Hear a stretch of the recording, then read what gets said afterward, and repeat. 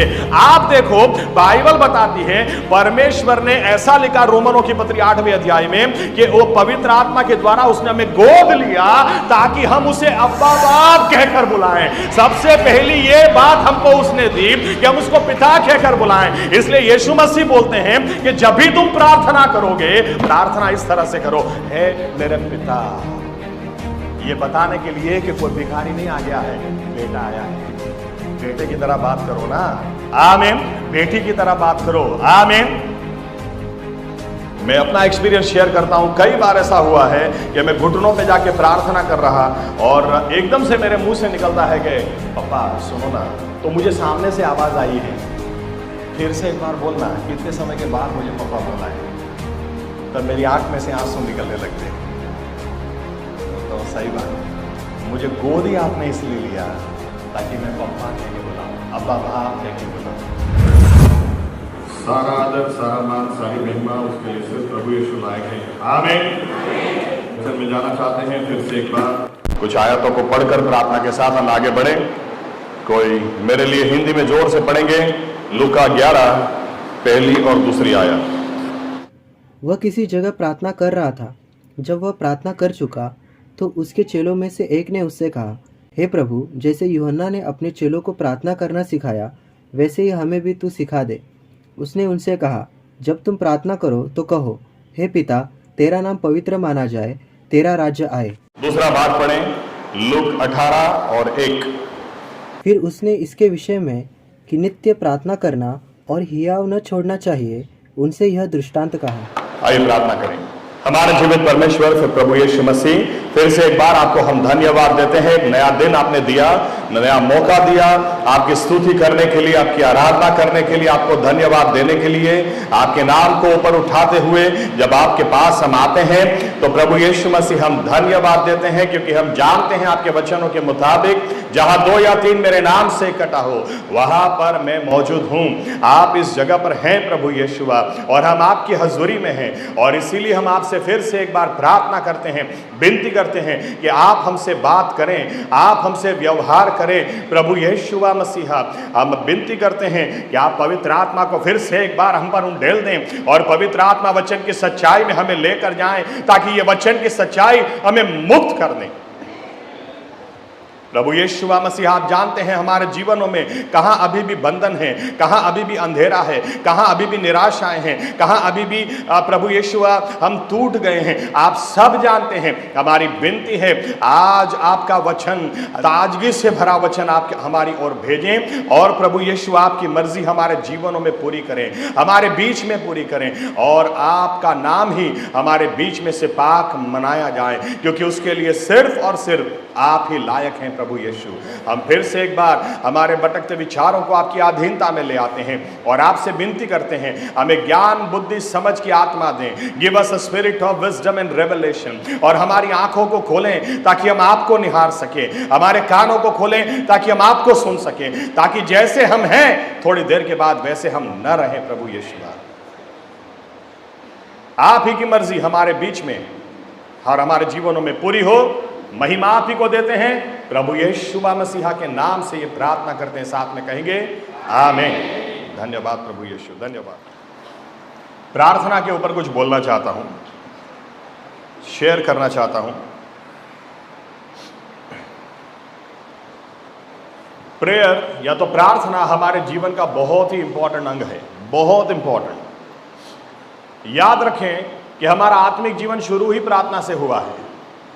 जिस दिन हम मसीह परिवार में पैदा हो गए या मसीह कलीसिया में हम जाने लगे, उस दिन हमारा उद्धार नहीं हुआ है। लेकिन जिस दिन प्रभु यीशु के आगे झुक गए, जब प्रार्थना करना हमें आता भी नहीं था, लेकिन जिस दिन हमने इतना भी परमेश्वर से कह दिया कि प्रभु यीशु मैं गुनहगार हूं, मैं पापी हूं, आप मेरे पापों की मुझे क्षमा करें। सही शब्द कई बार तो कई लोग इस तरह से उद्धार की प्रार्थना करते हैं कि दूसरे सेवक उनको अगुवाई देते हैं, क्योंकि उनको आता नहीं है करने के लिए।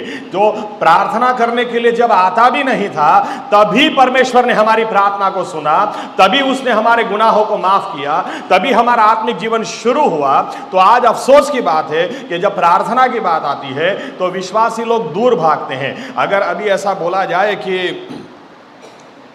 यीशु बैंड आने वाला है और 3 दिन तक स्तुति आराधना का प्रोग्राम रहेगा तो स्टेडियम भी पैक हो जाएगा। लेकिन अगर पास्टर ऐसा बोलेंगे ना 3 दिन फास्टिंग प्रेयर करने का है, अरे पास्टर साहब वो पहले बोला होता ना, मेरे को अभी छुट्टी नहीं मिलेगा, आपने थोड़ा सा पहले बता। स्तुति आराधना के लिए लोग रेडी हो जाते हैं, नाचना कूदना इसके लिए रेडी हो जाते हैं, लेकिन जहां घुटने ठिकाने की बात आती है, जहां प्रार्थना की बात आती है, वहां पर विश्वासी लोग दूर भागते हैं। ये भूल जाते हैं कि आप कितना ही स्तुति कर लो, कितना ही आराधना कर लो, आप उद्धार नहीं पा सकते। लेकिन जब आप प्रार्थना करते हैं, परमेश्वर के आगे झुक जाते हैं और उससे कहते हैं मेरे गुनाह मुझे माफ करो, आपके लहू से मुझे धो दो, उस दिन आत्मिक जीवन की शुरुआत होती है।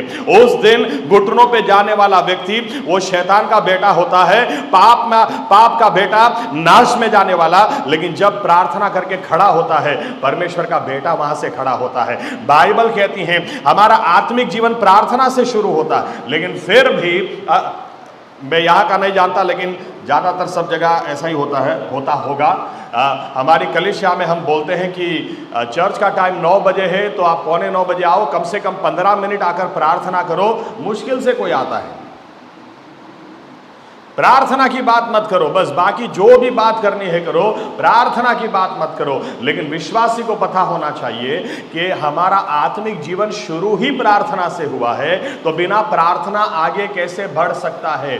बाइबल समझ में नहीं आती है, प्रार्थना करो कि प्रभु मुझे वचन समझाओ, प्रार्थना करो। प्रार्थना ही जब नहीं करते हैं तो विश्वासी व्यक्ति जो प्रार्थना से उद्धार पाया, जब वो प्रार्थना नहीं करता तो आगे कैसे बढ़ सकता है? इसलिए बाइबल हमें कहती है नित्य प्रार्थना करो। आमीन। पौलुस को आप देखो, फिलिपी का खत जब वो लिखता है तो फिलिपी का खत लिखते समय यहूदी इतिहास हमें कहता है कि उसको जेल के अंदर बांधा हुआ था और ऐसी जगह उसको बांधा हुआ था जहां से खुला नाला जाता था, बड़े बड़े चूहे वहां पर रहते थे। उसको बांधा भी इस तरह से था कि वो सीधा खड़ा नहीं रह सकता था, उसको जंजीरों में इस तरह से जकड़ा गया था, वो सीधा खड़ा नहीं रह सकता था। ऐसे हालात, ना वो बैठ सकता था ना उठ सकता था। वहां से जब वो लिखता है तो कलीसिया को क्या बोलता है? हमेशा आनंद करो। फिर से कहता हूं आनंद करो। ये पौलुस कलीसिया को लिखता है कि हमेशा प्रार्थना करो। आपकी हर बातें परमेश्वर को धन्यवाद के साथ प्रार्थना में उसको बताओ और वो अपनी शांति से आपके मन और हृदय को भर देगा। आमीन, आमीन। प्रार्थना बहुत ही जरूरी है। मैं कुछ पॉइंट्स आपके सामने वचन से लाना चाहता हूं, क्योंकि आज अगर हम अपनी कलीसिया में एक ही बात करते हैं, या तो मेरा एक ही कंक्लूजन है कि सच्चाई हमें मिल चुकी है, वचन का अच्छा ज्ञान हमें है, कौन सी चीज की कमी है? हम एक ही कंक्लूजन पे आते हैं कि हमारे बीच में प्रार्थना की कमी है, प्रार्थना की ज्यादा हमें जरूरत है। हमें और सच्चाई की जरूरत नहीं है, सच्चाई हमको मिल चुकी है। एक ही जिंदा परमेश्वर है, आसमान में पृथ्वी पर पृथ्वी तले एक ही नाम है जिसके आगे घुटना टिकेगा, और एक ही नाम है जो जबान कबूल करेगी, यीशुआ मसीहा वही प्रभु है। दूसरा कोई परमेश्वर नहीं, ना पहले कोई हुआ ना बाद में कोई होने वाला है। एक ही जिंदा परमेश्वर और उसका नाम यीशु मसीह है। सच्चाई मिल चुकी है, लेकिन कमी किस बात की है? प्रार्थना कम पड़ती है। प्रार्थना के बारे में कुछ बातें आपसे मैं शेयर करना चाहता हूं। इसीलिए हम लोग चर्च में यही बोलते हैं, हमको ज़्यादा वर्शिप लीडर्स नहीं चाहिए मतलब एक्चुअली चाहिए, कंपैरेटिवली बोल रहा हूँ। हमको जितने प्रार्थना करने वाले लोग चाहिए उतने हमको दूसरे लोग नहीं चाहिए। वर्शिप लीडर्स और चाहिए, बजाने वाले और चाहिए, गाने वाले और चाहिए, लेकिन प्रार्थना करने वाले भी तो चाहिए।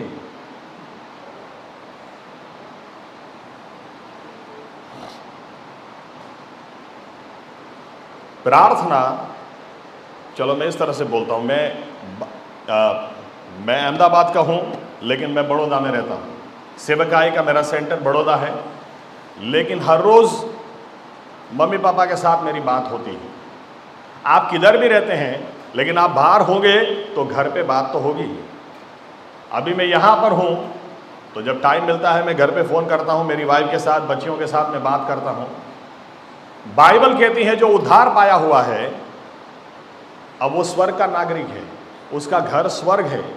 अफसोस की बात कि आप घर पे बात ही नहीं करते थे। आप कहीं भी रहते हैं, घर पे तो बात होनी चाहिए ना। आमीन, आमीन। विश्वासी व्यक्ति के पास हर चीज का टाइम निकलता है। उसके पास मोबाइल के घंटों तक किसी से बात करने का टाइम निकल जाता है। यहां तक कि कई सारे विश्वासी लोग तो ये गलती करते हैं कि एक सेवक को सुनेंगे फिर बोलेंगे क्या प्रार्थना पे संदेश दिया है, दूसरे को सुनेंगे क्या प्रार्थना पे बोला है, अरे तीसरे को सुनेंगे प्रार्थना पे कुछ नया सुनने को मिला, जानने को मिला। अरे प्रार्थना कब करोगे ये बात करो ना भाई। प्रार्थना के ऊपर विश्वासी लोग है ना, कई बार इनको जानकारी चाहिए, दूसरों से मैं ज्यादा जानता हूं, देखो दूसरों से 2 पॉइंट मेरे पास ज्यादा है। अरे इससे फर्क नहीं पड़ता है, जो जितना जाना उतना करते कि नहीं करते हैं। आज विश्वासी को प्रश्न पूछना है कि अपने आप से कि मैं प्रार्थना करता भी हूं या नहीं, या प्रार्थना नहीं करता तो क्यों नहीं करता। बाइबल बताती है चेलों के बारे में, ऐसा लिखा है चेले यीशु मसीह को बहुत अच्छी तरह से देख रहे थे। चेलों को यह बात पता थी कि कुछ ना कुछ, चलो इस तरह से बोलता हूं, चेले यीशु मसीह को देखते थे। बाइबल बताती है उस हिसाब से सुबह 4 घंटा यीशु मसीह प्रार्थना करते थे और शाम को 4 घंटा यीशु मसीह प्रार्थना करते थे। यीशु मसीह, बाइबल बताती हमारी बुलाहट क्या है। पहला पत्रस 2:21 में लिखा, हमारी बुलाहट यही है कि यीशु मसीह के कदमों में कदम रख के हमें चलना है, यानी प्रार्थना कैसे करना वो भी उससे सीखना है। बाइबल बताती है 5 रोटी 2 मछली का चमत्कार, अगर मान लो इधर ऐसा चमत्कार हो जाए कि हमने तो सोचा था 25 लोग आएंगे, इतने सारे लोग आ गए, और फिर मैं चाको साहब को बोलूं, चाको साहब एक काम करो जल्दी से वो एक थाली ले आओ और फिर हम प्रार्थना करेंगे और सबको आराम से खाना खाएंगे। 25 लोगों का बनाया है लेकिन 250 लोग खाएंगे, तो आपको पता है सबसे पहले क्या होगा, कोई फोटो खींचता होगा, कोई वीडियो उतारता होगा, इंस्टाग्राम पे जाएगा, फेसबुक पे जाएगा, देखो परमेश्वर ने क्या काम कर डाला, और मैं भी इधर से बड़ौदा जाऊंगा, कब जाऊंगा बड़ौदा, मुझे गवाही देनी है, गप कर फोन करके मेरे पास्टर को बोलूंगा। यीशु मसीह का ऐसा नहीं था। बाइबल बताती है यीशु मसीह ने जब 5 रोटी 2 मछली से लोगों को खाना खिलाया, फिर ऐसा लिखा है चेलों को नाव में बिठाकर भगाया, निकलो इधर से। क्यों ऐसा लिखा है? क्योंकि उसको प्रार्थना करनी थी, क्योंकि उसको अभी परमेश्वर के साथ में समय बिताना था। आज विश्वासी लोग एक दूसरे के साथ समय बिताना चाहते हैं, एक दूसरे के साथ ज्यादा घूमना चाहते हैं, लेकिन इनको परमेश्वर के साथ समय कम बिताना है। याद रखें यीशु मसीह ने अपनी जान इसलिए दी ताकि उसके साथ हम समय बिताएं, इसके लिए नहीं ताकि दूसरों के साथ बिताएं। आमीन। यीशु मसीह ने चेलों को भी इसलिए चुना, मरकुस 3:13-14-15 ऐसा लिखा है, चेलों को भी इसलिए उसने चुना ताकि वो उसके साथ में रहें, इसलिए नहीं कि एक दूसरे के साथ में रहें। आमीन। चेले इस बात को बराबर देख रहे थे। कई बार चेले के उठने से पहले यीशु मसीह उठ के प्रार्थना करने के लिए चले जाते थे। रात को इनके सोने के बाद भी यीशु मसीह की प्रार्थना चलती रहती थी। इसलिए इनको एक बात धीरे धीरे समझ में आने लगी। जब वो बाइबल, कुछ उदाहरण अगर आपको दूं, मत्ती 8 में लिखा है कि यीशु मसीह ऊपर से प्रार्थना करके उतरे, सामने एक कोढ़ी मिला और कोढ़ी यीशु मसीह से पूछता है कि क्या तू मुझे, अगर तू चाहे तो मुझे ठीक कर सकता है। यीशु मसीह तुरंत बोलते हैं मैं चाहता हूं, और जैसे ही लिखा उसे छुआ वो ठीक हो गया। देखो कई बार हम बहुत लंबी लंबी प्रार्थना करते हैं, यीशु मसीह ने कोई लंबी बीमारों के लिए कोई लंबी प्रार्थना की। अंधे को लाके बोलते हैं देखने लगा, दुष्ट आत्मा को बोला चुप, निकल जा, निकल गया। हम लोग प्रभु यीशु कितनी लंबी प्रार्थना करते हैं। आप अकेले में जितनी लंबी प्रार्थना करेंगे ना, जाहिर में उतनी छोटाई आपको करने की जरूरत है। आमीन। अभी 5 रोटी 2 मछली हमारे हाथ में रख दो, देखो हमारी प्रार्थना 2 मिनट 4 मिनट 5 मिनट चलती। यीशु मसीह ने धन्यवाद दिया, देने लगो, हो गया। यीशु मसीह, चेले देखते थे, चेलों को एक बात समझ में आती थी कि ये उधर अकेले में जाके क्या करता है पता नहीं चलता है, लेकिन जब बाहर आता है तो अंधेर देखने लगते हैं, दुष्ट आत्माएं निकलने लगती हैं। चेलों ने इसीलिए देखो यीशु मसीह से दूसरा कुछ नहीं पूछा। इन्होंने यीशु मसीह को यूं नहीं पूछा चंगा करना हमको भी सिखाओ, दुष्ट आत्मा निकालना हमको भी सिखाओ, हमको भी अंधों को देखता सिखाओ। इन्होंने बाइबल बता दी जो भाग हमने पढ़ा, इन्होंने यीशु मसीह से एक ही बात पूछी, हमको प्रार्थना करना सिखाओ, क्योंकि इनको समझ में आ गया इस आदमी की प्रार्थना में सामर्थ्य सामर्थ है। यीशु मसीह जाते हैं और क्या प्रार्थना करते हैं कि सामर्थ से भरकर वहां से आते हैं और लोग धड़ाधड़ चंगे होने लगते हैं। बाइबल कहती है इसीलिए चेलों ने दूसरा कुछ यीशु मसीह से नहीं मांगा। हम लोग कितना कुछ मांगते हैं पता है, नौकरी दे दो, लड़की दे दो, लड़का दे दो, बच्चा दे दो, स्कूल के लिए पैसा दे दो, ये दे दो, वो दे दो। चेलों ने एक ही बात यीशु मसीह से मांगी, हमको प्रार्थना करना सिखाओ, क्योंकि इनको एक बात समझ में आ गई कि अगर प्रार्थना करना आ गया तो सामर्थ को बहने से कोई नहीं रोक सकता। आमीन। ये ऐसा है, आप जहां ज्यादा बात करते हैं वहां पर आपका ध्यान रहता है। प्रार्थना हमको स्वर के साथ कनेक्ट करती है, प्रार्थना हमको स्वर के साथ कनेक्ट करती है। जो ज़्यादा प्रार्थना नहीं करता है, अब आप सोचो, एक उदाहरण मैं आपको देता हूं, जो प्रार्थना करता है उसका ध्यान कहीं और है, जो नहीं करता है उसका ध्यान कहीं और है। बाइबल बताती है वो एलीशा का नौकर जाकर एलीशा को बोलता है कि देखो हम चारों बाजू से घिर चुके हैं और हमको पकड़ने के लिए कितने सारे लोग आए हैं। लेकिन एलीशा वो प्रार्थना करने वाला आदमी था, उसकी दृष्टि अलग थी, उसको अलग ही दिखता था। इसलिए एलीशा ने अपना हाथ उसके ऊपर रखकर बोला, हे यहोवा परमेश्वर, इसकी आंखें खोल ताकि जो मैं देखता हूं ऐसा ये देखने पाए। और बाइबल बताती है जब उसकी आंखें खुली, बोलता, अरे हमारे साथ इतने सारे, जितने दुश्मन हैं उससे तो कई ज्यादा हमारे साथ में हैं। प्रार्थना करो, प्रार्थना का समय हमको बढ़ाना है। दूसरा एक एग्जाम्पल ध्यान में आ रहा है, वो देख के मैं आगे बढ़ता हूं। मैं कई बार सोचता हूँ कि परमेश्वर कितना चाहता है कि हम प्रार्थना करें। एक नाम नहीं देता हूँ, मैं कई बार सेवक का नाम देता हूँ तो खलबली मच जाती है, इसलिए मैं नाम नहीं देता हूँ।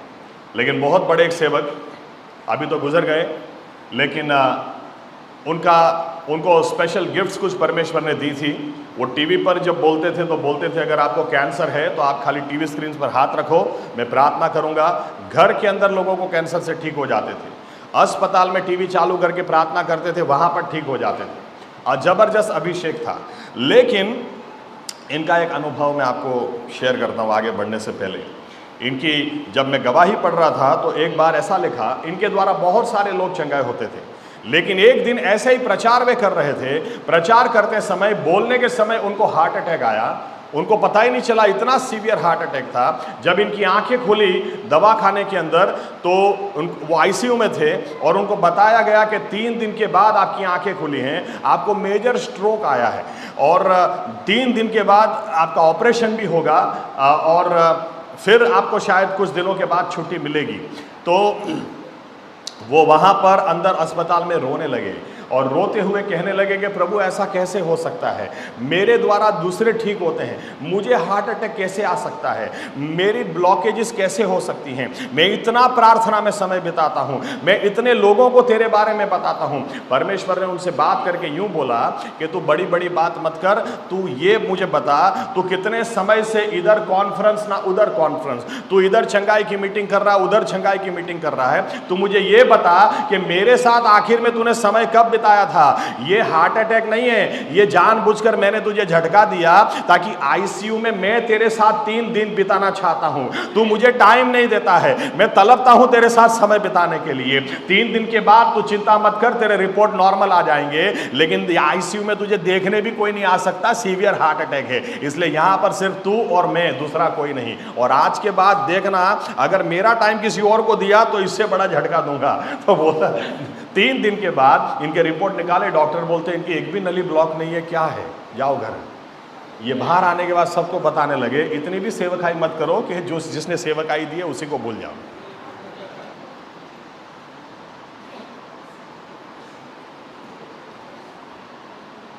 खैर, 2 पॉइंट्स मैं आपके सामने रखना चाहता हूं। यीशु मसीह को जब पूछते हैं, यीशु मसीह को देखो क्या बोलते हैं, यूहन्ना बपतिस्मा भी अपने चेलों को प्रार्थना करना सिखाता है, लेकिन तू हमें प्रार्थना करना सिखा। एक बात इनको समझ में आती थी, यीशु मसीह की प्रार्थना में पराक्रम था, यीशु मसीह की प्रार्थना में सामर्थ था, यीशु मसीह की प्रार्थना में कुछ हटके बात थी। इसीलिए हमको किसी और से नहीं सीखना है, हमको यूहन्ना बपतिस्मा के पास भी नहीं जाना है, तू हमें प्रार्थना करना सिखा। यीशु मसीह ने यूं भी नहीं कहा कि नहीं भाई मैं तुमको नहीं सिखाऊंगा। तुरंत यीशु मसीह ने क्या बोला, जब भी तुम प्रार्थना करोगे, यीशु मसीह ने 3 बातें उनको सिखाई जो मैं आपके साथ शेयर करना चाहता हूं। यीशु मसीह उनको क्या बोलते हैं, यीशु मसीह बोलते हैं कि देखो सबसे पहली बात, जब भी तुम प्रार्थना करोगे तो इस तरह से करना, हे हमारे पिता तू जो आसमान में है। यानी यीशु मसीह ने क्या सिखा, our father who art in heaven. सबसे पहले प्रार्थना में रिश्ता जरूरी है। जब तुम परमेश्वर को पिता कहते हो तो तुम क्या कहना चाहते हो, तेरा बेटा तुझसे मिलने के लिए आया है। कई सारे लोग हैं ना, वो भिखारी की तरह प्रार्थना करते हैं, भीख जैसे मांगते हैं ना, प्रभु दे देना। अरे कभी आपका बच्चा ऐसे मांगता है क्या?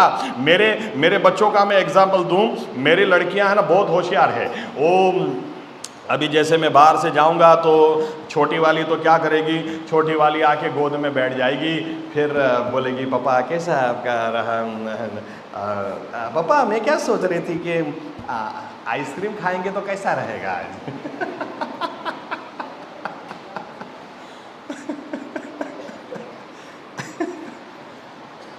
बच्चे इस तरह से बात करते हैं। आमीन आमीन। भिखारी का आपके गोद में आके बैठ जाएगा क्या? ऐसे बोलेगा क्या? 10 रुपया देगा तो कैसा लगेगा?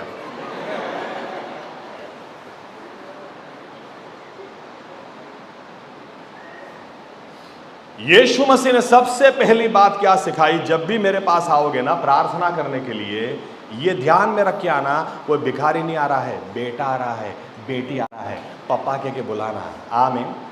सबसे पहला रिश्ता इस संसार में परमेश्वर ने सबसे पहला रिश्ता अगर स्थापित किया तो कौन सा था? वो पिता और पुत्र का था। जब आदम को परमेश्वर ने बनाया, लूक 3 अध्याय सबसे आखिरी आयत क्या बोलती है? आदम परमेश्वर का बेटा था। परमेश्वर ने सबसे पहले, यानी हवा भी बाद में आई, जो कुछ भी आया पिता और पुत्र के रिश्ते से आया है। आमीन। और इसीलिए जब आदम और हवा ने पाप किया, इस रिश्ते को खराब कर दिया, यीशु मसीह दूसरा कुछ नहीं, वही परमेश्वर बेटे के स्वरूप में आए, दिखाने के लिए कि जितना भी गया अगर उसको वापस हासिल करना तो पिता और पुत्र के रिश्ते से ही हासिल होगा। आमीन। और इसीलिए बाइबल बताती है, जिस दिन हम उद्धार पाते हैं, जिस दिन हम प्रभु यीशु के पास में आते हैं, सबसे पहला स्थान वो कौन सा हमें देता है? यूहन्ना 1:12 में लिखा, जो कोई उसके नाम पर भरोसा करता उसको परमेश्वर का बेटा और बेटी कहलाने का अधिकार वो देता है। सबसे पहला स्थान ही परमेश्वर में वही है कि वो हमें, बाइबल कहती है, यहां तक रोमनों की पत्री 8वां अध्याय बोलता है कि पवित्र आत्मा वो हमको ओके। कभी भी चाको साहब का ये एक समय में पहले ऑर्फनेज हुआ करता था, आप जान लेना उनसे इतिहास क्या गड़बड़ी हुई, सरकार के ये कायदे ना वो कायदे, एनीवे। लेकिन ऑर्फन अनाथ लोग होते हैं, अनाथ बच्चों को कोई लेने के लिए आता है, गोद लेने के लिए आता है, तो अनाथ बच्चे को कोई गोद क्यों लेता है? अनाथ किसी को, ज्यादातर माँ बाप को बच्चे जब नहीं होते हैं तो वो उनको भी उनके कान तरस जाते हैं सुनने के लिए कि मुझे पापा कह के कोई बुलाने वाला तो चाहिए, मुझे मम्मी कहकर बुलाने वाला कोई चाहिए। अभी नहीं हो रहा, इतनी दवाई कराई, ये कराया, वो करा, नहीं हो रहा तो कोई बात नहीं, हम एक बच्चे को गोद ले लेंगे, वो बच्चा हम अपना जो है उसके साथ में बांटेंगे, लेकिन वो बच्चा हमें पापा कह के बुलाएगा। जो लोग माँ बाप बने ना, उनको ये बात पता है, बच्चा छोटा है, अभी उसको बोलना भी कुछ आता नहीं है, सिर्फ उसको रोना आता है, फिर भी बोलते बोलो बेटा पापा, बोलो मम्मी, बोलो। और जब वो पहली बार जब बच्चा बोलता है ना पापा, तो आप नहीं मानेंगे, करंट लगता है कि इतनी खुशी होती है कि मुझे पापा कह के बुलाने वाला कोई है, मुझे मम्मी कह के बुलाने वाला कोई है। आप देखो बाइबल बताती है, परमेश्वर ने ऐसा लिखा रोमनों की पत्री 8वें अध्याय में कि वो पवित्र आत्मा के द्वारा उसने हमें गोद लिया ताकि हम उसे अब्बा बाप कहकर बुलाएं। सबसे पहली ये बात हमको उसने दी कि हम उसको पिता कहकर बुलाएं। इसलिए यीशु मसीह मसीह बोलते हैं कि जब भी तुम प्रार्थना करोगे, प्रार्थना इस तरह से करो, हे मेरे पिता। ये बताने के लिए कि कोई भिखारी नहीं आ गया है, बेटा आया है। बेटे की तरह बात करो ना, आमीन। बेटी की तरह बात करो, आमीन। आप सबसे पहले ये चेक कर लो कि आपका रिश्ता परमेश्वर के साथ है कि नहीं। बाइबल कहती है जिस दिन इवन पहला यूहन्ना 3 अध्याय में पहली और दूसरी आयत, वहां पर भी लिखा है कितना बड़ा सौभाग्य परमेश्वर ने हमें दिया, कितना बड़ा सौभाग्य कि उसने हमें अपना बेटा बेटी कहलाने का अधिकार दिया। Hallelujah, hallelujah. मैं अपने बारे में बताऊं कि कई बार मैंने ऐसा एक्सपीरियंस किया है, जब कुछ समय ये बात, देखो हम लोग प्रचारक हैं लेकिन हम भी कमज़ोर लोग हैं, ऐसा नहीं कि हम भी संपूर्ण हैं, हमारे से भी कई बार गलतियां हो जाती हैं, कुछ चूक जाते हैं। तो मैं अपना एक्सपीरियंस शेयर करता हूं। कई बार ऐसा हुआ है कि मैं घुटनों पे जाके प्रार्थना कर रहा और एकदम से मेरे मुंह से निकलता है कि पापा सुनो ना, तो मुझे सामने से आवाज़ आई है, फिर से एक बार बोलना। कितने समय के बाद मुझे पापा बोला है, तब मेरी आंख में से आंसू निकलने लगते हैं। बोलता हूँ सही बात है, मुझे गोद ही आपने इसलिए लिया ताकि मैं पप्पा कह के बुलाऊं, अब्बा बाप कह के बुलाऊं। आमीन। आप प्रार्थना करते हैं तो परमेश्वर के पास किस तरह से जाते हैं? भिखारी की तरह जाते हैं, कोई रिश्ता ही नहीं उस तरह से जाते हैं। आप हमेशा ये सोचना, यीशु मसीह ने अपने चेलों से कहा जब भी तुम आओगे ये कहते हुए आना, हे मेरे पिता तू आसमान में है। यीशु मसीह ने एक बार भी बिना पिता कहे प्रार्थना नहीं की है। धन्यवाद पिता, बताया कि देखो तेरा बेटा तेरे पास आया है, बेटे की पोजीशन में आया है। आदम परमेश्वर का बेटा था, वहीं से वो गिरा, इसलिए आखिरी आदम वही पोजीशन में आकर सब कुछ कैसे वापस लेना वो सिखाता है। वो रिश्ते से ही होता है। आमीन। इसीलिए सबसे पहला रिश्ता उद्धार पाने के बाद परमेश्वर हमको यही देता है, मैं तुझे बेटा तू मुझे पप्पा कह के बुलाना, मैं तुझे बेटी तू मुझे पप्पा कह के बुलाना। आमीन, आमीन। बहुत सारे लोग ऐसे प्रार्थना करते हैं कि जैसे, चलो इस तरह से बताता हूँ कि बेटा या बेटी होता है ना, उसका बाप के पिता के साथ बात करने का तरीका ही अलग होता है। इनको पता है पप्पा से कैसे बात करनी है, इनको पता है किस तरह से बात को किस तरह से रखना है। लेकिन आप देखना, जो आपका बेटा नहीं है, जो आपकी बेटी नहीं है, वो आपसे किस तरह से बात करेंगे। आज ज़्यादातर विश्वासी लोग ऐसा बोलते हैं, भिखारी मेंटालिटी, उस तरह से परमेश्वर के साथ बात करते हैं। परमेश्वर मुझे घर दे दो, परमेश्वर मुझे ये दे दे, परमेश्वर मुझे वो दे दे। पापा के साथ ऐसे बात होती है? पापा के साथ किस तरह से बात होती है? पापा मैं तो आपका था भी नहीं, लेकिन आपने मुझे गोद लिया। कोई भी पिता बच्चे को गोद क्यों लेता है? दो कारण हैं। पहला कारण यह है कि वो चाहता है कि कोई उसे पापा कह के बुलाए, लेकिन दूसरा कारण यह है जो उसको भी समझ में आता है कि मुझे अब इस व्यक्ति को अपना नाम देना है ताकि जो कुछ मेरा है वो अब उसका हो जाएगा। आमीन, आमीन। तो बच्चा जानता है कि प्रभु यीशु मैं तो कुछ भी नहीं था, लेकिन आपने मुझे गोद लिया। सूरज भी अभी मेरा है, चांद भी मेरा है। समझ में आती बात? जो परमेश्वर का है हमारा है, तभी तो उसके साथ हम लोग राज करने वाले हैं। आमीन। लेकिन हम अपने आप को इतना छोटा समझते हैं, हम समझते हैं कि 3 दिन फास्टिंग करूंगा, भिखारी की तरह उसके साथ मांग मांग मांग मांग करता रहूंगा तो वो देगा। नहीं, प्रभु यीशु ने पहली बात सिखाई, रिश्ता लेके आना। जब भी आना रिश्ता लेके आना, जब भी प्रार्थना करना, हे मेरे पिता, यानी बेटा मिलने आया है, बेटी आई है, उस तरह से बात करना, जवाब जरूर आएगा। आमीन। जब चेलों ने पूछा कि प्रभु यीशु से पूछा कि हमें प्रार्थना करना सिखाओ, प्रभु यीशु ने सबसे पहले इस बात को सिखाया, बिना रिश्ता काम नहीं होता, रिश्ता। और इसीलिए जिस दिन हमने गुनाहों की माफ़ी मांगी, बाइबल कहती है परमेश्वर ने सिर्फ हमको क्षमा नहीं किया है, उसी वक्त बेटा और बेटी कहलाने का अधिकार भी दिया है। आमीन। इसलिए संसार में आप छोटे लोग नहीं हैं। आसमान और पृथ्वी का बनाने वाला परमेश्वर उसको पप्पा कह के बुलाते हैं। मुझे अभी कुछ व्हाट्सएप पे कई बार अच्छी पोस्ट्स आ जाती हैं, बाद में सोचता हूँ इसको डिलीट नहीं किया होता तो अच्छा होता। बीच में एक पोस्ट बहुत अच्छी आई थी। 2 छोटे छोटे बच्चे हैं, एक दूसरे से बात कर रहे हैं और एक लड़का यूं बोलता है कि तुझे पता है मेरे पापा कलेक्टर हैं, और ये दूसरा लड़का उसको क्या बोलता है, तेरे पापा कलेक्टर होंगे लेकिन मेरे पापा तो है ना ईश्वर को पापा कह के बुलाते हैं।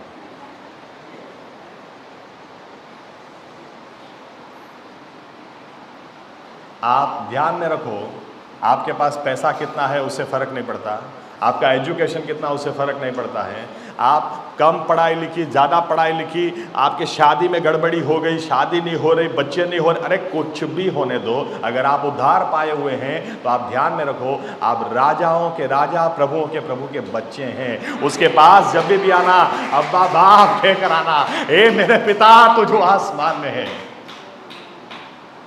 आमीन। दूसरी बात जो यीशु मसीह ने सिखाई, मेरा फोकस थोड़ा अलग है इसलिए उसी पर मैं चलूंगा। पढ़ें लूक 11 5वीं आयत से आगे पढ़ें। तब उसने उनसे कहा, तुम में से कौन है कि उसका एक मित्र हो और वह आधी रात को उसके पास जाकर उससे कहे, हे मित्र मुझे 3 रोटियां दे, क्योंकि एक यात्री मित्र मेरे पास आया है और उसके आगे रखने के लिए मेरे पास कुछ नहीं है। और वह भीतर से उत्तर दे, मुझे दुख न दे, अब तो द्वार बंद है और मेरे बालक मेरे पास बिछौने पर है, इसलिए मैं उठकर तुझे दे नहीं सकता। मैं तुझसे कहता हूँ, यदि उसका मित्र होने पर भी उसे उठकर न दे, तो भी उसके लज्जा छोड़कर मांगने के कारण उसे जितनी आवश्यकता हो उतनी उठकर देगा। और मैं तुमसे कहता हूँ कि मांगो तो तुम्हें दिया जाएगा, ढूंढो तो तुम पाओगे, खटखटाओ तो तुम्हारे लिए खोला जाएगा। क्योंकि जो कोई मांगता है उसे मिलता है, और जो ढूंढता है वह पाता है, और जो खटखटाता है उसके लिए खोला जाएगा। ओके, आगे बढ़ूं उसके पहले और एक बात, हे मेरे पिता तू जो आसमान में है, यानी हाँ, जब यीशु मसीह ने इस बात को रखा, जब प्रार्थना करोगे इस तरह से करोगे, इस बात को रखा, तो कौन तुम्हारा पिता है? वो जो आसमान में है। आमीन। यानी सारी सृष्टि को बनाने वाला वो मेरा पिता है और उसका बेटा उसको मिलने के लिए आया है। आमीन। ये हमको ध्यान में रखना। ओके, सेकंड पार्ट कि यहां पर रिश्ता शुरू तो होता है। चलो इस तरह से मैं बताता हूं। बाप और बेटे का रिश्ता शुरू जरूर हुआ, यीशु मसीह के पीछे चेले चलने लगे, लेकिन कुछ समय के बाद यीशु मसीह ने अपने चेलों से क्या कहा, मैं नहीं कहता कि तुम मेरे नौकर हो, मैं कहता हूं कि तुम मेरे मित्र हो। देखो, क्लास के अंदर हो सकता है 70 बच्चे हों, एक क्लास में 70 बच्चे हों, लेकिन हर कोई आपका दोस्त नहीं होता। दोस्त क्या होता है? जिसके साथ आप एक्स्ट्रा माइल चलते हैं। दोस्त वो होता है या दोस्ती उसके साथ होती है, क्लास में भी आप उसके बिना रह नहीं सकते, क्लास के बाहर भी उसके साथ वड़ा पाव खा रहे हैं, घर पे आके भी उसके साथ आप बात कर रहे हैं, शाम को चलना मिलते हैं वापस बात कर रहे हैं, 10 बजे मम्मी चिल्लाएगी ये काम कर, घर जाके फोन पे बात करते हैं। दोस्त वो होता है जो दूसरों से ज्यादा समय आपके साथ बिताता है। आमीन। दोस्त वो लोग होते हैं, इसीलिए दोस्त वो लोग होते हैं जो अंदर की बातें जानते हैं। दोस्त को पता होता है इसका किसके साथ चल रहा है, दोस्त को पता होता है इसका ब्रेकअप हो गया है कि नहीं हो गया है। दोस्त अंदर की बात जानते हैं। यीशु मसीह अपने चेलों को क्या बोलते हैं? सभी को नहीं बोलते, लेकिन चेलों को बोलते हैं, तुम अपना सब कुछ छोड़कर मेरे साथ में इतना समय बिता रहे हो, सब कुछ छोड़कर मेरे साथ तुम आए हो, आज मैं तुम्हें कहना चाहता हूं तुम मेरे मित्र हो। यानी आत्मिक जीवन की जब शुरुआत होती है तो अच्छी बात है कि परमेश्वर हमको अपना पिता और हमें उसका बेटा बनाने का, कहलाने का अधिकार देता है, लेकिन कई लोग जिंदगी भर बेटा ही रह जाते हैं, इससे आगे बढ़ नहीं पाते हैं। इसीलिए यीशु मसीह ने दूसरा भी उदाहरण दिया। एक और उदाहरण देता हूं, वो भी मेरा बहुत ही फेवरेट है, मुझे कई बार चैलेंज करता है। वो एक परमेश्वर के दास का एक्सपीरियंस, उनको परमेश्वर ने कुछ दिनों के लिए स्वर्ग के अंदर लिया था, और उसके बाद उनकी मिनिस्ट्री में बड़ा चेंज आ गया। तो तब काफ़ी लोग उनका इंटरव्यू ले रहे थे जानने के लिए। तो उन्होंने जो बात कही वो मुझे भी बहुत छू गई। वो एग्जाम्पल देके मैं आगे बढ़ता हूं। उन्होंने कहा कि वो प्रॉफिट हैं और बरसों से कुछ प्रोफेसीज उन्होंने दी है, कभी उनकी कोई प्रोफेसी गलत नहीं पड़ी आज तक। लेकिन उन्होंने कहा कि मैं अपने आत्मिक जीवन में और आगे बढ़ना चाह रहा था। उम्र काफ़ी हो गई, इसके बावजूद भी मैं अभी भी भूखा, अभी भी प्यासा, कि मैं परमेश्वर को बोलता था मुझे नेक्स्ट लेवल जाना है, मुझे और भी आगे बढ़ना है। तो एक दिन परमेश्वर की आवाज़ मैंने सुनी और परमेश्वर ने मुझसे कहा कि तेरी हार्ले डेविडसन बाइक निकाल और बैग तेरी पैक कर, अपने दोनों घूमने जाते हैं। तो मैं एकदम से सोच में पड़ गया, अपने दोनों घूमने जाते हैं, परमेश्वर घूमेगा क्या मेरे साथ? ऐसा होता है? एनीवे, बोलता है मैंने तो सुना, तो मैं मना नहीं किया, मैं बैग लेके पैक कर दिया और जैसे पीछे मसीह बैठे ही हैं वैसे बाइक जाने दी। कुछ समय के बाद आवाज़ आती थी, इधर गाड़ी रोक दे, खाना खाते हैं। तो उधर होटल पे मैं रोक देता था, खाना भी ऐसे खाता था जैसे मसीह सामने बैठा है, प्रभु इसको आशीष देना, ये करना, आगे किधर चलना, चले क्या? हाँ चलो। 9 दिन तक बोले कोई भी मुझे देखेगा तो लगेगा ये आदमी पागल हो गया है, ये बात किसके साथ कर रहा है, ये कौन है इसके साथ में। बोलते 9 दिन तक मैं घूमता रहा, मुझे खुद को पता नहीं था। मैंने घर पे वाइफ को भी नहीं बोला था कि मुझे आने में कब कितना टाइम जाएगा। 9 दिन तक जहां मुझे लगे, परमेश्वर ने बोला रुक जा इधर, चल आज इस होटल में रुक जाते, मैं उधर रुक जाता था। 9 दिन के बाद बोलते हैं जब मुझे बोला कि अब घर तू वापस आ, घर पे आके मैंने अपनी बाइक को रखा, अपने रूम के अंदर गया और जब मैं अपने रूम बंद किया, मेरी आंखें खुली जैसे एकदम से मैं स्वर्ग में प्रभु यीशु के सामने खड़ा था और मैं उसके आगे झुक गया। मैंने कहा ये क्या है प्रभु? तो मुझे बोला, प्रभु यीशु ने उस वक्त ऐसा बोला कि आज मैं तुझे एक बात बताना चाहता हूं और चाहता हूं नीचे जाके कलीसिया के लोगों को बोल। यीशु मसीह ने उनको ऐसा बोला कि जाकर कलीसिया में लोगों को बोलना कि बेटे और बेटियां बहुत हैं मेरे पास, लेकिन दोस्त नहीं है, ज्यादा समय मेरे साथ बिताते नहीं है। तू आज से मेरा दोस्त है। 9 दिन तक तूने सब कुछ छोड़ दिया, तू मेरे साथ घूमता रहा। मैंने बोला इधर खाते, तू बोला इधर खाएंगे। मैंने कहा तेरी बाइक निकाल, तू बाइक निकाल के 9 दिन तक मेरे साथ में तू घूमता रहा। जाकर लोगों को बोलना विश्वासियों में बेटे और बेटियां बहुत है मेरे पास, लेकिन दोस्त लोग नहीं है। काम, क्योंकि बेटे को काम पड़ता है ना, पाप के पास आगे बाबा 100 रुपया दे दो, वो क्या, चलो खत्म हो गई बात। फिर पापा को कौन याद करता है? ज्यादातर बच्चे तो ऐसे भी होते हैं कि इनको पापा से बात भी नहीं करनी है, इनको मम्मी से बात करते हैं। मम्मी पिक्चर देखने जाऊं, मम्मी ये करने जाऊं, मम्मी नए कपड़े खरीदने, मम्मी ये बोलते हैं कि पूरा लिस्ट एक बार मैंने पढ़ा था। बोलते हैं कि पापा से तो बात करते नहीं है, डायरेक्ट मम्मी से बात करते हैं। अगर पापा सामने मिल गए तो उनको एक ही क्वेश्चन पूछते हैं, पापा मम्मी किधर है? लेकिन यीशु मसीह बोलते हैं मुझे दोस्त चाहिए, दोस्ती नहीं है मेरी, क्योंकि लोग काम से आते हैं, काम से चले जाते हैं, ज़्यादा टाइम नहीं बिताते हैं। लेकिन जब आप आत्मिक जीवन में आगे बढ़ते चले जाते हैं ना, कुछ प्रार्थनाओं के जवाब आपको बच्चों की नाई मिल जाएंगे, लेकिन सभी नहीं मिलेंगे। कुछ बातें, इसीलिए यीशु मसीह दूसरा उदाहरण देते हैं। क्या बोलते हैं? एक दोस्त के घर रात को कुछ लोग आए तो ये आदमी अपने पड़ोसी के पास जाता है, अपनी दोस्ती के कारण पड़ोसी के पास जाता है और जाकर उसको बोलता है मेरे घर पे मेहमान आए हैं, तू मुझे खाना दे। ये आदमी बोलता है मैं तुझे खाना नहीं दे सकता क्योंकि मेरे गोद में मेरे साथ मेरे बच्चे सो रहे हैं। तो भी यीशु मसीह क्या बोलते हैं? ये आदमी पीछा ही नहीं छोड़ेगा, he will persevere, यानी ये लगातार उसको फोर्स करता ही रहेगा, बोलता ही रहेगा। तो आखिर में वो आदमी उठकर उसको खाना देगा, उसको रोटी देगा। यीशु मसीह दूसरी बात क्या बताते हैं? दूसरी बात बताते हैं, देखो आप दोस्त को बोल सकते, दोस्त के साथ किस तरह से बात होती है पता है? दोस्त के साथ इस तरह से बात होती है, या तो पापा 500 रुपया देंगे।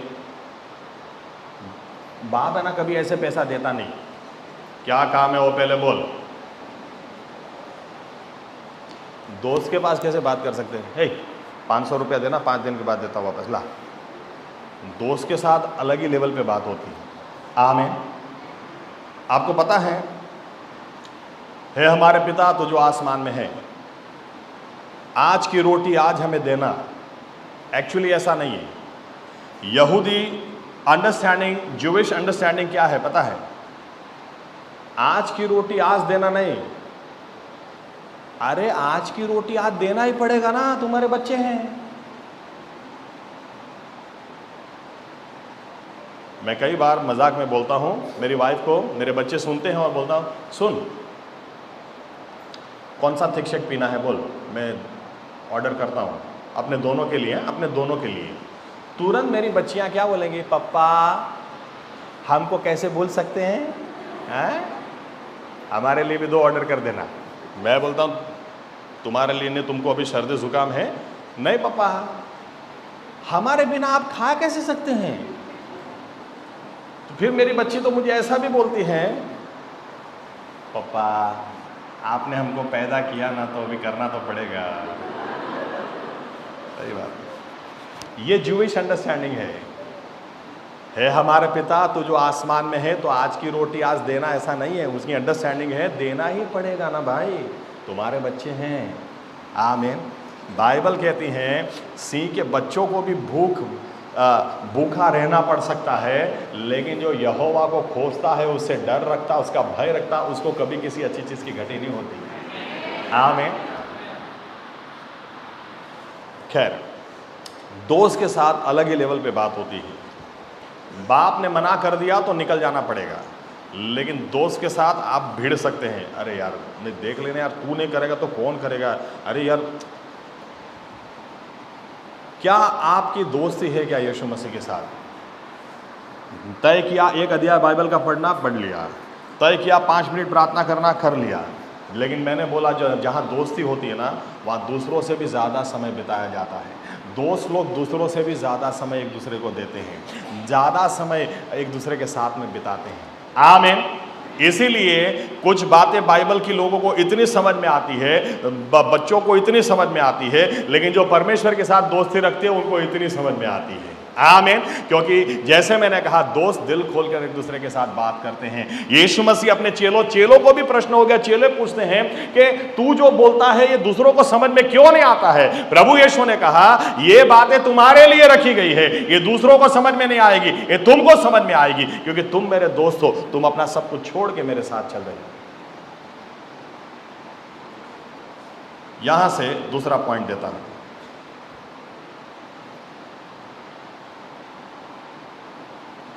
परसिवर, पीछा मत छोड़ो। यीशु मसीह ने क्या कहा लूक 18 और 1 में?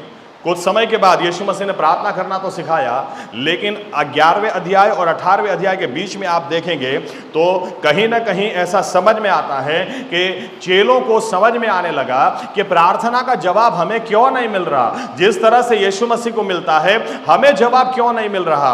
एक अगर उदाहरण आपके साथ शेयर करूं तो बाइबल कहती है जब यीशु मसीह पतरस, याकूब और यूहन्ना को लेकर पर्वत से नीचे आए, एक पिता आकर यीशु मसीह से बोलता है तेरे चेले कब से ट्राई कर रहे हैं, लेकिन मेरे बच्चे को दुष्ट आत्मा लगी है, उसको निकाल नहीं पा रहे हैं। यीशु मसीह अपने चेलों को डांटते हैं और कहते हैं कब तक मैं तुम्हारे साथ में रहूंगा। यानी यीशु मसीह एक्सपेक्ट कर रहे हैं कि तुमको ही करना है, मैं कब तक करता रहूंगा, तुमको ही करना है। चेले पूछते हैं कब, हमसे क्यों नहीं होने पाया? यीशु मसीह जवाब देते हैं ये जात उपवास और प्रार्थना के बिना निकलती नहीं है। लेकिन मेरा कहने का तात्पर्य यह है, चेलों को कहीं ना कहीं निष्फलता मिलती थी, इसलिए कुछ समय की गैप के बाद यीशु मसीह वापस उनसे बोलते हैं और कहते हैं लूक 18 और 1 के अंदर, प्रार्थना करना कभी भी छोड़ो मत। विश्वासी लोग कई बार थक जाते हैं, कई बार सोचते हैं इतनी प्रार्थना करने के बाद अब जवाब नहीं मिलता तो आगे नहीं करना। नहीं, बाइबल यूं कहती है कि जब तक जवाब नहीं मिले आपको छोड़ना ही नहीं है। एक दोस्त दूसरे दोस्त के पास जाकर तब तक दरवाजा खटखटाएगा जब तक वो उठेगा नहीं, उसको रोटी देगा नहीं। आज ज्यादातर विश्वासी लोग ऐसा सोचते हैं कि प्रार्थना यानी जादू की छड़ी है, बस घुमा दो हो गया। ऐसा नहीं होता है। यीशु मसीह बोलते हैं आप आगे बढ़ो, विश्वास में, संगति में आगे बढ़ो, ताकि आप इस तरह से प्रार्थना करना भी सीखो। बाइबल कहती है याकूब ने एक बार कह दिया दिया तू मुझे आशीष दे, तब तक मैं तुझे छोड़ूंगा नहीं, और आशीषित हो गया। ऐसा नहीं है, पूरी रात वो लगा रहा, पूरी रात सुबह तक वो लगा रहा, नहीं मैं तुझे छोड़ूंगा नहीं। आप कभी अंदाजा लगाना, अगर दो लोग आपस में जब कुश्ती करते हैं उसमें कितनी ताकत चाहिए, ताकत बहुत जरूरी, बहुत ज्यादा ताकत लग जाती है। कुछ समय के बाद आपके होश कोश नहीं रहते, लेकिन अगर अंदर जिद करके आदमी बैठा हो, अगर अंदर ठान के बैठा हो कि जब तक मुझे जवाब नहीं मिलेगा मैं छोड़ूंगा नहीं, यहां तक कि बाइबल कहती है दूत उसकी जांघ को छूकर इसको लंगड़ा भी कर देता है। अगर आप और मैं होते ना उस समय, मैं तो अच्छा भला चंगा तेरे पास आया था, तूने लंगड़ा कर दिया, जा मुझे कुछ नहीं चाहिए तुझसे, लेकिन ऐसा नहीं था, ये आदमी ऐसा नहीं था। इसके बाद भी क्या बोलता है, जो एक लेवल ऊपर जाता है ना उसको फर्क नहीं पड़ता है। बाइबल बताती है पूरी जिंदगी याकूब लंगड़ाया है, बाकी की जिंदगी वो इसी तरह से चला था, लेकिन उसके पास कोई फरियाद नहीं थी। ऊपर से यहूदी लोग भी, बाइबल कहते हैं उस समय उन्होंने भेड़ और बकरी जब भी वो बनाते थे तो उन्होंने जांग का भाग आज तक खाना मना कर दिया, या नहीं खाते, क्योंकि याकूब का वो भाग पैरालिसिस हो गया था वो भाग। लेकिन फिर भी ये होने के बावजूद भी आदमी क्या बोलता है, जब तक तू मुझे आशीष नहीं देगा तब तक मैं तुझे छोड़ूंगा नहीं। आज हमको ऐसे लोग चाहिए जो प्रार्थना में एक लेवल आगे जाएं, छोड़ो मत। यीशु मसीह ने इसलिए 18:1 में कहा कि एक उदाहरण दिया ये सिखाने के लिए, कुछ भी हो जाए जब तक जवाब नहीं आता प्रार्थना करना छोड़ो मत। आमीन। विश्वासी लोग ऐसा मत समझ लो कि आप प्रार्थना करेंगे तुरंत जवाब आ जाएगा, आप प्रार्थना करेंगे जादू की छड़ी घुमा दो और हो जाएगा। लेकिन एक बात तय है, अगर आप प्रार्थना करना छोड़ोगे नहीं तो जवाब जरूर आएगा। आमीन। यीशु मसीह कहते हैं कि जो विधवा अगर अन्यायी न्यायाधीश के पीछे पड़ जाए, वो भी न्यायाधीश ऐसा है कि बाइबल कहती है उसको परमेश्वर का डर नहीं है, उसको किसी की पड़ी नहीं है, लेकिन ये औरत बार बार जाती है, तो अगर वो भी जवाब देता है तो क्या परमेश्वर के बच्चे जो दिन रात उसको पुकारते हैं, क्या वो जवाब नहीं देगा? वो जरूर देगा। लेकिन उसको ऐसे लोग चाहिए जो उसका पीछा नहीं छोड़ेंगे। आमीन, आमीन। मैं कुछ नहीं जानता, तेरे बच्चे तेरे साथ सो रहे तो मैं कुछ नहीं जानता, लेकिन मेरे घर में कोई भूखा नहीं रहेगा, तू मुझे रोटी दे, आखिर में उसको उठना ही पड़ेगा। कई लोगों को चमत्कार भी इसलिए नहीं मिलता है। कई बार लोग प्रार्थना कराने के लिए आते हैं, पास्टर लोग ज्यादा जानते हैं एटीट्यूड कैसा होता है। कई लोग प्रार्थना कराने के लिए आते हैं तो खड़े ऐसे रहते हैं,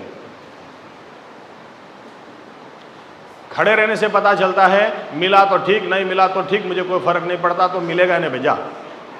मैं कुछ एक्सपीरियंस से सीखा, हर एक भिखारी को नहीं देना है, सारे को जरूरत नहीं है, जरूरत किसको होगी वो पता चलेगा। मैं एग्जांपल देता हूँ। मुझे एक बार आनंद जाना था एक चर्च में बोलने के लिए, सुबह का टाइम था और मैं स्टेशन पर उतरा, मुझे भूख बहुत लगी थी। मैंने सोचा चर्च का टाइम हो रहा है, कुछ नाश्ता कर लूँ, फिर सीधा दोपहर को खाना होगा। तो मैंने वहाँ से थोड़ा नाश्ता ऑर्डर किया स्टेशन पे ही। जैसे ही ऑर्डर किया एक लड़की आई और आकर मेरे को बोलती, hey, देना। मैंने कहा चल निकल चल। ऐसे करके मैं घूम गया, ऐसे करके घूम गया तो इधर आई, देना। अब मैं दिल में सोच के रखा तीसरी बार पूछेगी तो मैं दे दूंगा। मैं बोला ना निकल इधर से, ऐसे करके घुमा तो वो माँ बहन की गाली मुझे सुना के चली गई, हट ऐसे करके। मैं सोच रहा हूं इतनी छोटी लड़की है। विश्वास से लोग भी कई बार ऐसा ही करते हैं, मिला तो ठीक है, नहीं मिला तो भी ठीक है। आते तो ऐसे, पास्टर चाको प्रार्थना करा दो मेरी शादी नहीं हो रही है, लेकिन खड़े ही ऐसे रहेंगे।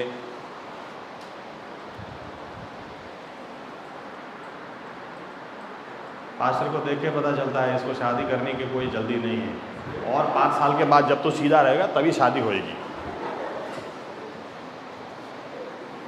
आज ऐसा हो गया हर जगह, पास्टर को घर पे बुलाओ, पास्टर जैसे आपके नौकर हैं, नहीं आएंगे तो लोगों को बुरा लग जाता है। कई लोग तो चर्च भी छोड़ देते हैं। अरे जब आपके घर में कोई बीमार होता तो डॉक्टर को घर पे बुलाते हैं या एम्बुलेंस को बुला के उसको अस्पताल में ले जाते हैं। ये औरत बोलती है, इसको सही में चंगाई चाहिए थी, ये औरत बोलती है कि मैं जाऊंगी उसके पास। बाइबल और इतिहास हमको थोड़ा तो अंदाजा इतना मिलता है कि 12 साल अगर आपके खून, आपके बॉडी में से खून कंटिन्यूअसली बह रहा है तो आपके शरीर में ताकत नहीं होगी। इसलिए ज्यादातर लोग बोलते हैं कि ये 4 पैर से चल के गई, ये सीधा चल भी नहीं पा रही थी, लेकिन इसको चंगाई चाहिए थी, इसलिए ये गई यीशु मसीह के पास और बोलती है मैं जाऊंगी, जाकर उसको रोब को नीचे से छूंगी और मैं ठीक हो जाऊंगी, और वो हो गई। आज लोगों को क्या है, चाको साहब मैंने एड्रेस व्हाट्सएप कर दिया है, आप आ जाना प्रार्थना करने के लिए जब भी आपको टाइम मिले। किधर से चंगाई मिलेगी?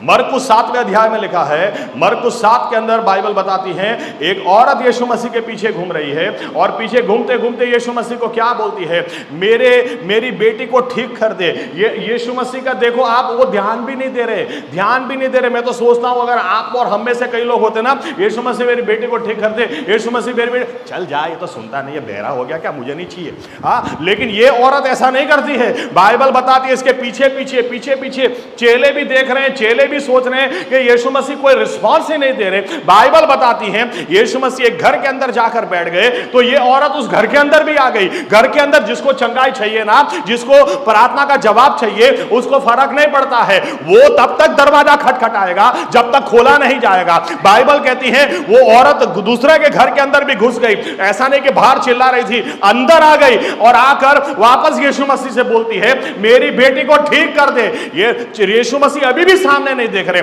तब चेले बोलते हैं कि अरे प्रभु इसको ठीक कर देना, ये दिमाग कब से खा रही है। यीशु मसीह ऊपर से क्या बोलते हैं, अरे मैं अपने बच्चों के लिए आया हूं, कुत्तों को खाना नहीं दे सकता। ये औरत, अगर आपको और मुझे किसी ने कुत्ता बोल दिया, चाको साहब प्रीच कर रहे हैं, वो चाको साहब मेरे फेवरेट है, उनका नाम मुंह पे आता है, और इधर बीच में से कोई बोल रहा है और अगर चाको साहब ने बोल दिया ए कुत्ते भौंकना बंद कर, क्या होएगा? खत्म, चाको साहब भी खत्म। फिर इनको अमेरिका, जापान, रशिया तक हम बदनाम करेंगे, देखना। व्हाट्सएप, फेसबुक, जिधर ये आदमी हमको कुत्ता बोला है या हमको कुत्ता बोला है। यीशु मसीह बोलते हैं मैं बच्चों का खाना कुत्तों को नहीं दे सकता, लेकिन जिसको चाहिए ना उसको फर्क नहीं पड़ता है।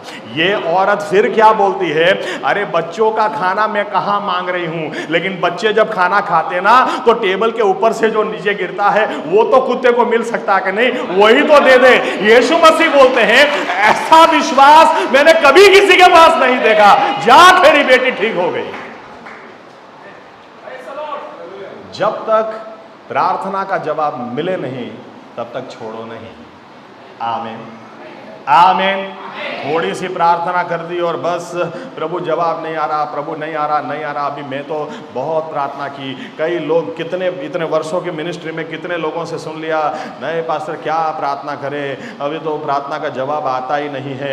यीशु मसीह के चेलों का भी एक्सपीरियंस ये था, इसलिए यीशु मसीह ने कुछ समय की गैप के बाद वापस उनको सिखाया, इतना ध्यान में रखना, जब तक जवाब नहीं आएगा छोड़ना मत।